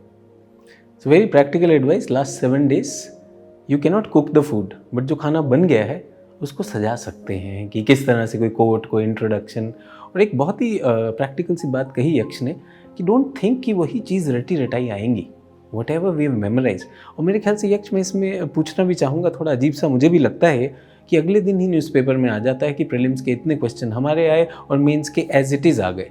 तो क्या आपको लगता है ऐसा कोई होता है, या फिर जैसे आपने कहा कि भाई सारे तो थिंक एंड लिंक से ही आते हैं, वो ज़्यादा व्यवहारिक है? और लास्ट 7 days में जैसे आपने कहा कि आई trusted on what I have done before this rather than that. अब देखिए, ये तो मुझे नहीं पता कि किस मटेरियल से कितने क्वेश्चंस आते हैं, बिल्कुल, बट ये जरूर मैं बोलूँगा किसी एक मटेरियल से ऐसा नहीं है कि बहुत बड़ा चंक ऑफ क्वेश्चंस आ जाएं, कि प्रीलिम्स में किसी एक मटेरियल से 40 सवाल आ जाएं, 20 सवाल आ जाएं, 30 सवाल आ जाएं। मुझे तो ये पॉसिबल लगता नहीं है जिस तरह का पेपर है। बाकी मेरे पास ऐसा कोई फैक्ट या डेटा नहीं है जिसको ऐसे मैं बता क्लेम पाऊँ। है वो बिल्कुल वो नहीं होता। मेंस अगर में तो कोई 2000 पेज का कंटेंट है, अगर उसमें से 5 सवाल बन भी जाएं तो कौन सी बड़ी बात है? 2000 का पेज पढ़ के तो किसी का भी आ सकता है। अल्टीमेटली बात वही है कि आप जितनी मेहनत करते हैं ना, वो मैटर करती है, रादर देन किसी कंटेंट पे आप फोकस करें कि उससे तो पिछली बार 40 सवाल आए थे, ऐसा उन्होंने बोला है, उससे 30 सवाल आए थे। रादर देन आपने जो पुराना पिछले सालों में मेहनत की है ना, काम अल्टीमेटली वही आने वाला है। बिल्कुल। एक चीज़ बहुत ही व्यवहारिक सी समस्या आती है, जैसे आपके दूसरे अटेम्प्ट में प्रॉब्लम हुई कि आपको नहीं पता था कि एक खंड से भी करने, दोनों खंड से करना है। उस दिन 20 questions in 3 hours, one after the other. 2 weekend मिलते हैं आपको। सो वहाँ पे वो स्टेमिना रखना, वो अलर्टनेस रखना, if you can recreate those 3 hours कि क्या आप रखते थे, कैसे पेपर ख़त्म कर पाते थे, थकान को कैसे डील करते थे, और अपनी सारी चीज़ें, क्योंकि उसमें विविधता बहुत है, एक जीएस, दूसरा जीएस, तीसरा जीएस, चौथा जीएस 2 दिन में। तो how did you manage that the day of the exams? देखिए, मेरा तो बड़ा सिंपल सा था। क्वेश्चन नंबर 1 उठाया, 20 तक ख़त्म किया। क्वेश्चन आता है नहीं आता है डजेंट मैटर, क्वेश्चन करना ही है। ऐसा नहीं है कि 10 मार्कर्स पहले किए, 15 मार्कर्स बाद में किया, 15 पहले कर लिए, 10 मार्कर्स बाद में किए। हो सकता है कोई ऐसा स्ट्रेटेजाइज करे, शायद उसके लिए काम करे। मैं तो पहला क्वेश्चन उठा के लास्ट तक जब तक था, पेन नहीं उठाता था, वो इधर उधर कहीं नहीं देखना, क्वेश्चन बस आ गया है उसको अटेम्प्ट करना है। जितना मुझे आता है उतना मुझे लिखना है, कॉपी भरनी है अपनी। जो अब इसके लिए क्या है ना, जैसे आपने बोला कि कैसे स्ट्रेटेजाइज करें उन 3 घंटों। हाँ, इतना सिंपल लग नहीं सकता कि बस कॉपी भरी। आपने ज़रूर कुछ उसमें तो डाला होगा अपनी तरफ से। वो चीज़ें जैसे आपने बोला क्या डाला, चाहता हूँ शेयर करें प्लीज़ आप। वो चीज़ें आएंगी प्रैक्टिस से जी। जैसे मैंने कुछ ही टेस्ट लिखे थे और जो उन टेस्ट से मुझे जो कॉन्फिडेंस आ गया, मेरा पेपर 3 घंटे में कंप्लीट हो रहा है। मार्क्स मेरे कोचिंग इंस्टीट्यूट वालों ने अच्छे दिए, अप्रिशिएट किया कि मैंने डायग्राम्स ऐड किए, वहाँ से कॉन्फिडेंस आया। और थोड़ी सी प्रैक्टिस भी हुई मेरी कि डायग्राम्स बनाने हैं, डेटा लिखना है, 2 पेन यूज़ करने हैं या 1 पेन यूज़ करना है। मैं तो 2 पेन यूज़ करता था, ब्लैक पेन। तो ये जो डर था आंसर लिखने वाला, ये कम हो गया था। मुझे कॉन्फिडेंस था कि मेरा 3 घंटे में पेपर कंप्लीट हो जाएगा। और थोड़ा सा एक लास्ट में ये डर रहता है कि यार डेटा तो रट लिया है पर एग्जाम में शायद याद ना आए। तो पेपर से आधा घंटा पहले जो डेटा था उसको भाई जो हाईलाइटेड होता था उसको रिवाइज कर लिया एकदम। सोशियोलॉजी से पहले उसके थिंकर्स रिवाइज कर लिए। पेपर 2 बीच में हो गया, 10-15 मिनट सो गए, एक कोई एनर्जी ड्रिंक पी लिया, कुछ खा लिया थोड़ा सा, और अपने थिंकर्स रिवाइज किए, कॉन्फिडेंस भी रहता था। अल्टीमेटली देखिए सोचने का वहाँ पे समय नहीं होता है कि हम सोच के कुछ लिखा जाए। जो आपने पहले पढ़ा है, जो समझ है आपकी, या जितनी आपने प्रैक्टिस की है चीज़ों की, अगर आपने डायग्राम्स प्रैक्टिस किए तो आप डायग्राम्स बना पाएंगे। प्रैक्टिस नहीं की है तो बहुत मुश्किल होता है कि आप वहाँ पे डायग्राम्स बना पाएँ। जैसे मैं पहले अटेम्प्ट में मेरा 2020 वाले में मैं एथिक्स में डायग्राम्स की प्रैक्टिस करके गया था। मैं एक टेस्ट लिखा था, उसमें मैंने सारे क्वेश्चंस में डायग्राम बनाए थे। वहाँ पे ही मैंने एथिक्स में सारे डायग्राम्स बनाए। जीएस के टेस्ट नहीं लिखे थे, कुछ आइडिया नहीं था कैसे लिखना है, डायग्राम्स बने ही नहीं। तो प्रैक्टिस करना ज़रूरी है। प्रैक्टिस पहले करें, जिस तरह का भी आपने स्ट्रेटेजाइज किया है, किसी ने भी डायग्राम बनाना है, डेटा बनाना है, इस तरह से लिखना है, इस तरह से इंट्रोड्यूस करना है, इस तरह से कंक्लूड करना है, डायग्राम के चारों तरफ डब्बा बनाना है कि नहीं बनाना है, हेडिंग्स कैसे डालना है, सब चीज़ें पहले से प्रैक्टिस कर लें। अगर पहले से प्रैक्टिस करेंगे तो वो चीज़ें पहली बात तो इम्प्लाई हो पाएंगी, मतलब क्या बोलते हैं, अप्लाई हो पाएंगी वहाँ पे। ये तो जो चीज़ वहाँ पे टाइम लगना चाहिए वो टाइम कम हो जाएगा, दूसरा प्रैक्टिस हो जाएगा, कॉन्फिडेंस हो जाएगा। 3 घंटे में हम कर सकते हैं। या फिर यहाँ से ये भी सोचना पड़ेगा हमको, किसी का अगर राइटिंग स्लो है तो मुझे कितने नंबर ऑफ पेजेस भरने हैं एक क्वेश्चन में, मुझे 1.5 पेज भरना है कि 2 पेज भरना है, मुझे 3 पेज वाले क्वेश्चन में 3 पेज भरना है कि 2.5 पेज भरना है। ये चीज़ें हमें पहले से देखना पड़ेगा अपनी प्रैक्टिस करके कि हमारा कितना स्पीड आ रहा है। ये सब चीज़ें हमें प्रैक्टिस से आएंगी। और अल्टीमेटली तो जैसे मैंने पहले ही बताया, जो पहले की पढ़ी हुई चीज़ें हैं अल्टीमेटली वही काम आने वाली हैं। मेंस में काफ़ी क्वेश्चंस एनालिटिकल आते हैं, टॉपिक वाइज नोट्स बनाए जा सकते हैं, हेल्पफुल भी हों शायद वो, बट अल्टीमेटली जो पहले की पढ़ी हुई चीज़ें अंडरस्टैंडिंग वही मेंस में काम आने वाली है। तो यक्ष ने बहुत ही एक फ्लेक्सिबल अप्रोच दी है कि भाई उस दिन सचमुच का शो होगा, the real show will happen, but the success of the show will depend on the rehearsals जो आपने पहले पढ़ा है। और मेरे ख्याल से यक्ष, मैंने और भी बहुत से टॉपर्स को सुना है, उनका भी ये मानना है कि एक रात की तैयारी नहीं है जो ग्रेजुएशन वाली थी, इसमें पूरा साल लगा हुआ है। और उस दिन का तो हम शो रन करते हैं और बहुत अच्छे से करते हैं। सच में आपने कहा कि उतना समय नहीं होता हर चीज़ को उस टाइम स्ट्रेटेजाइज करने का, वो पहले बना हुआ है। और आप सबके सामने यक्ष हैं जिन्होंने उस चीज़ को प्रैक्टिकली एग्जीक्यूट भी किया। तो यक्ष बहुत कॉन्फिडेंस आता है कि अब ऐसा नहीं था कि भाई नहीं कर पाएंगे, मन में क्लैरिटी है कि भाई ये पेपर उठाया, पेपर 1 से 20 तक करना ही करना है। तो ऐसा वो रखें अपने अंदर भी दृढ़ संकल्प। यक्ष ऐसे एक अजीब सा प्राणी है, इसमें 2 ही ऐसे लिखने हैं और 3 घंटे मिले हैं। इसमें कुछ क्या रणनीति अलग रखी, या इसमें भी उठा लिया ये पहला ये दूसरा? देखिए वो तो उठाया ही, पहले खंड से उठाया, जो पहला सेक्शन होता है उससे उठाया, फिर दूसरे से उठाया। देखिए मैं प्रैक्टिस थोड़ी कम किया था। अच्छा, मुझे लगता है प्रैक्टिस ज़्यादा करनी चाहिए, और मेरे प्रैक्टिस ना करने की वजह से मेरे मार्क्स भी एवरेज ही हैं, बहुत ज़्यादा कोई अच्छे मार्क्स मेरे नहीं हैं। अच्छा, इस बार मेरे 130 नंबर है, 130 मार्क्स हैं। तो प्रैक्टिस करना ज़रूरी है। बट मैं छोटी छोटी चीज़ें किया था, कुछ थोड़ा सा देख लिया था पहले। जैसे अनुदीप दुरुशेट्टी सर की बुक आती है, उससे देख लेता है ऐसे लिखना कैसे है, पैराग्राफ्स को कैसे इंटरकनेक्ट करना है, इंट्रोड्यूस कैसे करना है, कंक्लूड कैसे करना है, कितनी हेडिंग्स डालनी है। ये सब चीज़ें मैंने वहाँ पे पढ़ ली थी। अब कितना वो अप्लाई हो पाया वहाँ पे वो मुझे नहीं पता, क्योंकि इतना मुझे शायद अभी याद भी नहीं है मैंने कैसे एसेज लिखे थे। और दूसरा सबसे ज़्यादा जो ज़रूरी चीज़ है, अगर किसी को एवरेज मार्क्स लाना है 125 130 अभी के हिसाब से 130 ठीक ठाक मार्क्स है, अगर इतने किसी को मार्क्स लाने हैं तो वो जीएस की नॉलेज से लाए जा सकते हैं मेरी ओपिनियन में, प्रोवाइडेड कि जो पूछा गया है सिर्फ वही लिखें, इधर उधर डाइग्रेस ना हो। पहले एक प्रॉपर स्ट्रक्चर बना लें हम क्या क्या लिखने वाले हैं, सिंपल लैंग्वेज में लिखें, कोट्स भी ना लिखें, डेटा भी ना लिखें, तब भी मार्क्स आ सकते हैं, प्रोवाइडेड कि जो पूछा है वही लिखें। अभी मुझे याद है मैंने मेरे कुछ दोस्तों से बात किया, लास्ट ईयर ऐसे था हिडन पैट्रियार्की के ऊपर जी। अब पूछा है हिडन पैट्रियार्की, अगर कोई पैट्रियार्की के ऊपर लिख के आता है ऐसे तो उसको मार्क्स नहीं मिलेंगे, क्योंकि उसने हिडन पैट्रियार्की पूछा है। तो जो टॉपिक है उसको समझना बहुत ज़रूरी है, और उसी के रिलेवेंट चीज़ें लिखनी है, उसी को बाकी जो स्टैंडर्ड चीज़ें होती हैं कि डायमेंशन डाल दिया, पॉलिटिकल, इकोनॉमिकल, सोशल, जो भी है, इंटरनेशनल जो भी है वो डाला, रिलेवेंट लिखा, पैराग्राफ्स को इंटर रिलेट किया, एक सिंपल सा इंट्रो, सिंपल सा कंक्लूजन, 130 मार्क्स आ जाएंगे जैसा मेरा आया है। बाकी अगर किसी को वैसे ऐसे जो है मुझे ऐसा लगता है कि बहुत कम मेहनत में मार्क्स बहुत ज़्यादा बढ़ाए जा सकते हैं as compare to other GS. इसकी प्रैक्टिस करनी चाहिए पर अगर प्रैक्टिस करें तो हो सकता है 10-15 मार्क्स बढ़ जाएं, 2 या 3 दिन या 4 दिन की बहुत प्रैक्टिस अच्छा में। फर्क और पड़ वो जाएगा। बाकी जीएस में शायद इतने ना बढ़ पाएं। जी जी। तो ऐसे को सीरियसली लेना चाहिए, प्रैक्टिस करना चाहिए। मैंने गलती किया, पर मैं जो भी देख रहे हैं उनको बोलूँगा कि ऐसे को सीरियसली लें, तैयारी करें उसकी। जो भी करना है, कोट तैयार करना है, इंट्रो, कंक्लूजन, जो इंपॉर्टेंट थीम्स पूछ रहे हैं पुराने एसेज में, उन सबको तैयार करना चाहिए। बाकी अगर सिंपल लिख के आएंगे मेरी तरह तो 125-130 मार्क्स आ जाएगा। तो यक्ष को जितना मैं बात कर रहा हूँ, मुझे लग रहा है कि यक्ष की तैयारी में एक बड़ा एलिमेंट ऑफ स्मार्ट लर्निंग था। यक्ष सही इनपुट लेते थे, बहुत ज़्यादा मटेरियल में नहीं जाते थे। जैसे उन्होंने कहा कि भाई धुरी शेट्टी जी के उन्होंने ले लिए थोड़ा कोट, थोड़ा इंट्रोडक्शन, तो वो जो स्मार्टनेस यक्ष ने दिखाई है, मेरे ख्याल से वो सबकी तैयारी का हिस्सा होना चाहिए।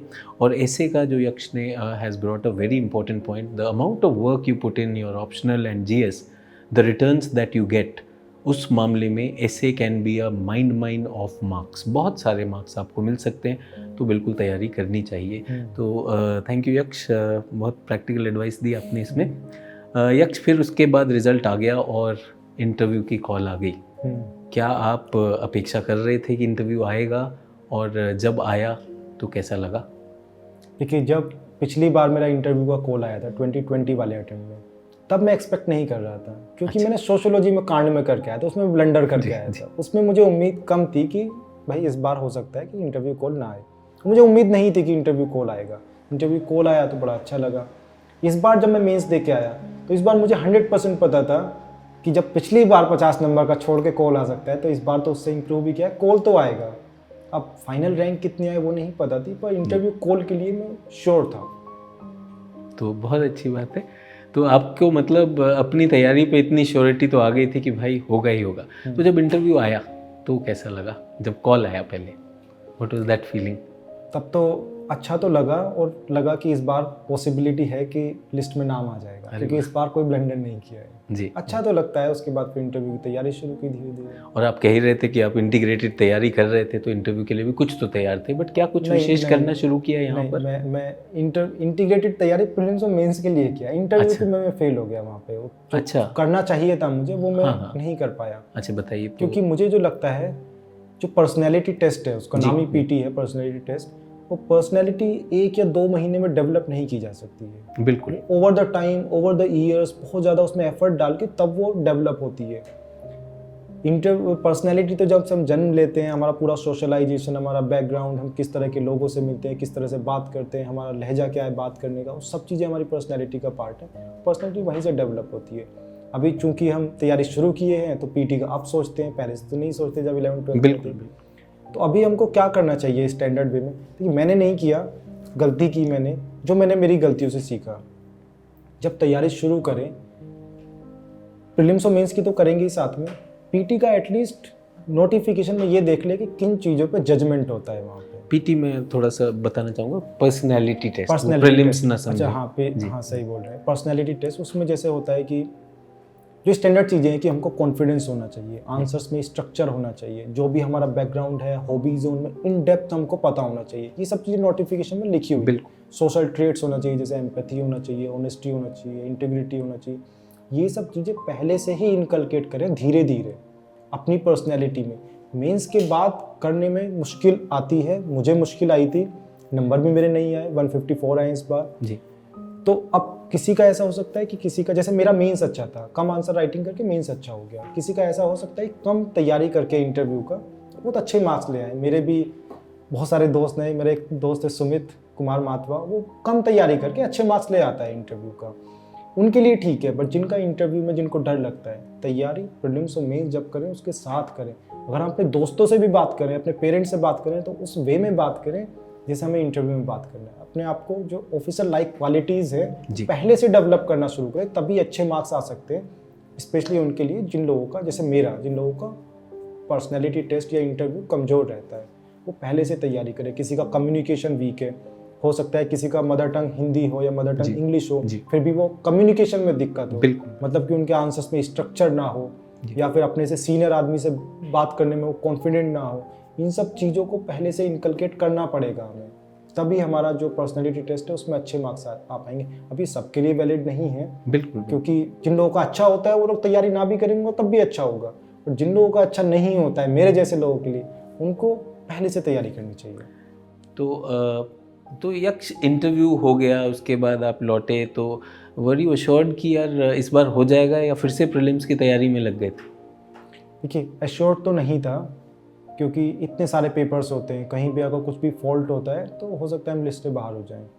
कुछ चीज़ें मैंने अपने आंसर राइटिंग में एक्स्ट्रा की थी लास्ट ईयर के कंपैरिजन में, तो कहीं ये भी डर था कि यार लास्ट ईयर से कम मार्क्स ना जाएं, कभी मेंस ही ना क्लियर हो पाए। ऐसे भी फिलोसॉफिकल थे, ऐसे में भी डर था कि यार कहीं 100 110 इतने लेके ना टाल दें हमको, तो शायद नंबर कम आए उसमें। तो एश्योरेंस तो होता नहीं, मुझे लगता है शायद सबके साथ ही ऐसा होता होगा कि एश्योरेंस नहीं होता है यूपीएससी में। अभी जो बहुत अच्छी रैंक वाले भी लोग हैं उनको भी कहीं ना कहीं डर रहता है कि शायद ना हो। जहाँ तक बात है प्रीलिम्स की तैयारी की, तो मैं तो अगले दिन से तैयारी शुरू कर दिया था। अच्छा, अगले दिन से शुरू हो? हाँ, क्योंकि मेरा 23 तारीख को इंटरव्यू था और 5 तारीख को प्रीलिम्स था, तो इफेक्टिवली मुझे लगता है 10-11 दिन के आसपास थे, सब कुछ कवर करना था। 3-4 सब्जेक्ट रिवाइज भी कर दिए थे जब तक रिजल्ट आया, 30 तारीख तक, 30 को रिजल्ट आया था शायद। तो काम चल रहा था कंटिन्यूस, प्रीलिम्स चल रहा था अपना, अगर नहीं होता तो 5 तारीख को प्रीलिम्स देते फिर। तो इस अनसर्टेनिटी से एक चीज़ पूछना चाहता हूँ, बहुत से स्टूडेंट्स इसमें डाउट में भी रहते हैं, हमसे भी पूछते हैं कि should we keep everything behind UPSC, या कोई और प्लान बी भी रखना चाहिए?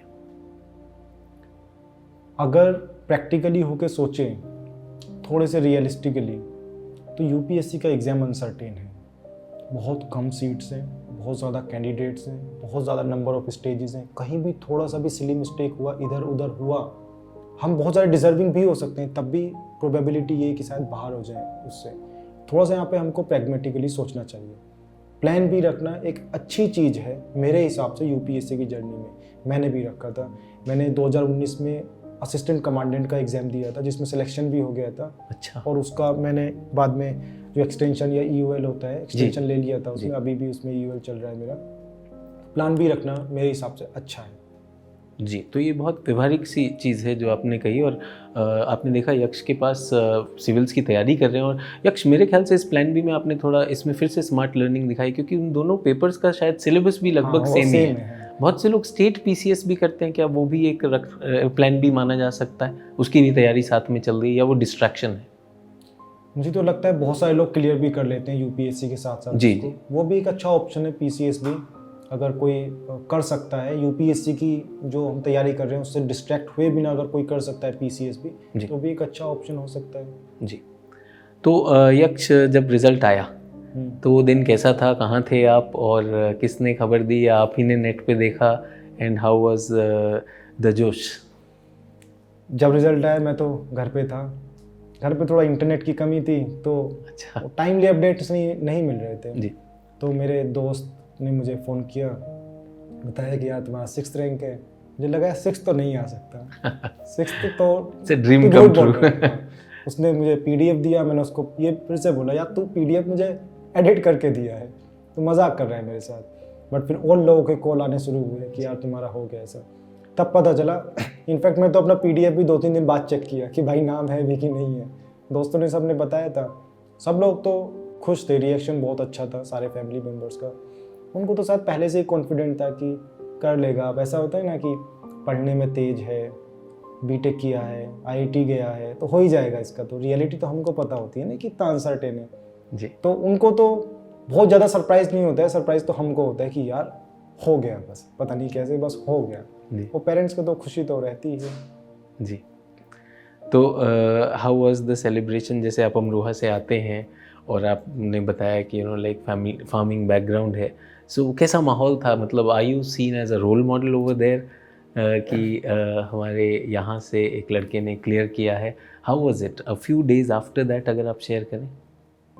देखिए, माहौल तो बड़ा बढ़िया था, सब लोग मिलने आ रहे थे, बधाई दे रहे थे, इतने सारे लोग घर पे थे, तो लग तो बहुत अच्छा रहा था। और हम सेंटर ऑफ फोकस थे उस टाइम पे, मालाएं डल रही थी गले में, तो बहुत बढ़िया लग रहा था उस टाइम पे।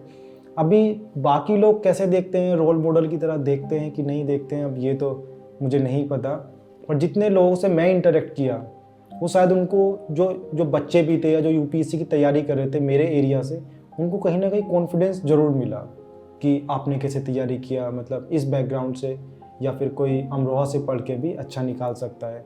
कॉन्फिडेंस उनको ज़रूर मिला होगा। अब कितने लोगों ने रोल मॉडल मुझे देखा होगा वो मुझे नहीं पता। नहीं तो बहुत से लोग आपको अभी भी सुन रहे हैं, मुझे निश्चित रूप से क्लियर है CTWT के दर्शकों में आपने फिर से एक नई एनर्जी डाली है, specially like for people Hindi माध्यम के जो छात्र हैं उनके लिए भी बहुत सारी चीज़ें हैं और आपकी जर्नी अपने आप में बहुत इंस्पायरिंग है। बट इस जर्नी का एक लाइटर साइड भी देखना चाहूँगा। तो हमारे CTWT में एक कंपोनेंट है जिसमें हम रैपिड फायर क्वेश्चन पूछते हैं। तो मैं आपसे कुछ रैपिड फायर क्वेश्चन पूछना चाहूँगा, आप अपने वाइल्डेस्ट आंसर दीजिएगा। थोड़ा सा मैं देखना चाहूँगा यक्ष की द वाइल्ड साइड। तो यक्ष रैपिड फायर राउंड रैपिड चाहिए और कोशिश करिएगा पास ना करना पड़े। I am sure you can do that. So if you can change your first name, what would you change it to? Yaksharaj. Okay. What is one thing you regret spending money on? Clothes. कपड़े spending money on ना? हाँ, clothes. कपड़ों में पैसा खर्च करना आपको अच्छा नहीं लगता है?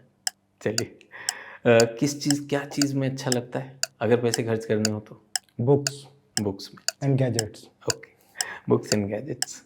What quote resonates with you? कौन से कोट जो आपका मतलब आप उससे बहुत ज़्यादा रिलेट करते हैं? अभी एग्जैक्ट कोट तो मुझे याद नहीं है, पर स्वामी विवेकानंद का एक कोट है कि make one idea your life, ऐसा करके। मुझे एग्जैक्ट कोट याद नहीं है, पर सार उसका ये है साथ दे दें आप बिल्कुल कि एक ही आइडिया उठाइए और अपना 100% उस आइडिया में लगा दीजिए, रिजल्ट अच्छा आएगा। बिल्कुल, और आपने शायद वो किया भी है तो अमेजिंग। अच्छा, इसमें अगर मैं आपसे पूछूं, वैसे तो आपने बुक कहा, बट क्या कोई ऐसी मूवी या बुक है या टीवी शो है जिसने आपके जीवन पे बहुत प्रभाव डाला हो? आप सिलेक्ट करके बता सकते हैं। मूवी, बुक या कोई ऐसा टीवी पे देखा हो? मैं बोलूँगा कि हाउस ऑफ कार्ड्स मैंने देखा था एक बार, एक टीवी सीरीज़। वहाँ से काफ़ी सारी चीज़ें मैं सीखा। वैसे यहाँ पे बोल नहीं सकता मैं, बट काफ़ी मुझे वो ठीक लगा था। अच्छा, मतलब मुझे इंटरेस्टिंग लगा था। ठीक है, बहुत अच्छी बात है। अच्छा, तो finish this phrase, the way to my heart is dash dash dash. Intellect. Great. So Yaksh, rapid fire was very very spontaneous and खासकर knowing the way to your heart. इसके लिए हमारे रैपिड फायर का एक गिफ्ट हैम्पर है आपके लिए, and you one it, you deserve it. Thank you sir, you welcome. तो सभी CTWT दर्शकों के लिए मैं यक्ष आपसे रिक्वेस्ट करूंगा कि हमारे स्टूडेंट्स जो आपको रोल मॉडल की तरह भी देखते हैं और who would be looking forward to some insights from your world, एक मैसेज आप हमारे स्टूडेंट्स को, हमारे व्यूअर्स को देना चाहें तो? देखिए, सबसे पहली जो चीज़ है यूपीएससी के अंदर, वो अपने ऊपर कॉन्फिडेंस रखें। चीज़ों में ज़्यादा कंफ्यूज ना हो। बहुत ज़्यादा लोगों से एडवाइस भी ना लें कि ये टॉपर ने ऐसा किया, वो टॉपर ने ऐसा किया, इसने सीनियर ने ऐसा एडवाइस किया। अपने ऊपर कॉन्फिडेंस रखें। हर कोई आदमी अलग होता है, हर किसी का पढ़ने का तरीका हो सकता है अलग हो। अपनी स्ट्रेंथ पे काम करें, वीकनेस पे भी काम करें, और स्ट्रेटेजी जो भी बनाना है, जिस भी तरह से पढ़ना है, अपने हिसाब से पढ़ें। दूसरों की एडवाइस बहुत ज़्यादा ना लें। यहाँ पे मैंने कुछ बोला, बहुत सारे टॉपर्स आपको कुछ बोलेंगे, वो उनके लिए हो सकता है काम किया हो। जो मैंने बोला वो मेरे लिए काम किया हो सकता है आपके लिए काम ना करे। वो अपनी स्ट्रेटेजी अपने हिसाब से बनाएं। जो भी आप काम कर रहे हैं, जो भी पढ़ रहे हैं, उसमें कॉन्फिडेंस रखें। अल्टीमेटली जो मैं बोलना चाहता हूँ कि चीज़ों को समझें ज़रूर। जो भी पढ़ें अच्छे से समझ के पढ़ें। वही चीज़ आपके एग्ज़ाम की सारी स्टेजेस पे काम आएगी। और सबसे जो सार है, जो कंक्लूज़न है, या मेरी पूरा जो एक्सपीरियंस रहा है यूपीएससी के साथ, वो है कि अंडरस्टैंडिंग के साथ यूपीएससी थोड़ा इजी हो जाता है। रैंडमनेस कम हो जाती है, सब चीज़ें इजी होने लगती है। तो अंडरस्टैंडिंग के साथ पढ़ें, कॉन्फिडेंस रखें, थोड़ा सा मोटिवेशन अपना हाई रखें अंदर से, और यूपीएससी की जर्नी बड़ी खूबसूरत हो जाएगी। Thank you. So thank you for that beautiful and practical message to everyone। आपने देखा यक्ष ने बहुत ही व्यवहारिक तरीके से अपनी जर्नी, अपना सफ़र हमसे शेयर किया और बहुत ही एक प्रैक्टिकल एडवाइस दिया।